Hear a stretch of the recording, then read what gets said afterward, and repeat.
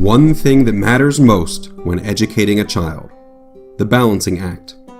Once upon a time, a wise man watched a tightrope walker perform.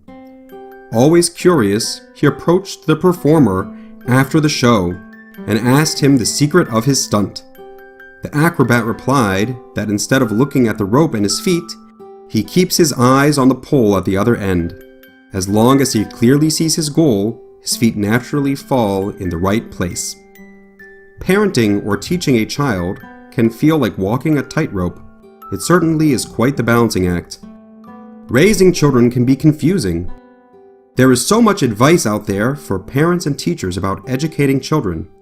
Often it can be confusing trying to sort through so much different, often conflicting advice. Information overload can be very distracting. Focus on what matters most.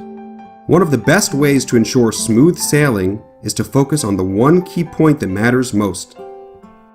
What is this beacon that guides successful education? In a word, truth. I don't mean basic honesty, rather giving a child an honest view of reality. If you think about it, the most fundamental goal of education is for a child to grow up prepared for life. For better or for worse, none of us have a magic wand that can recreate reality as we see fit.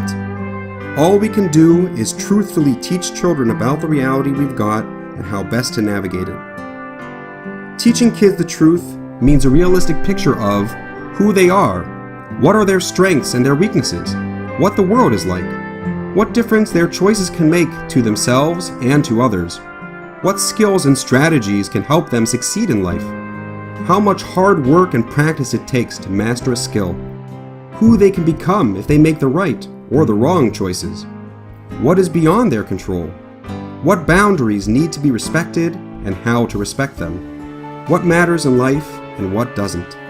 Ultimately, honest awareness of these points is what prepares a person for life. We all know these truths, and life forces us to learn them one way or the other. And yet, it is tempting to lovingly lie to kids and feed them an alternative reality.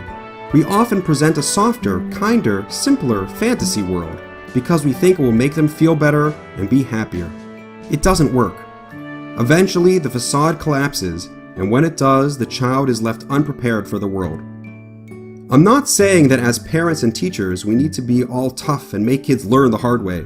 Instead, the kindest, most loving thing we can do for a child is to help them understand reality. Help them understand themselves, understand the world, and understand that because we care about them, we want to train them how to live in this world. On the other hand, the cruelest thing anyone can do to a child is to shield them with a fantasy that leaves them helpless to face the realities of life.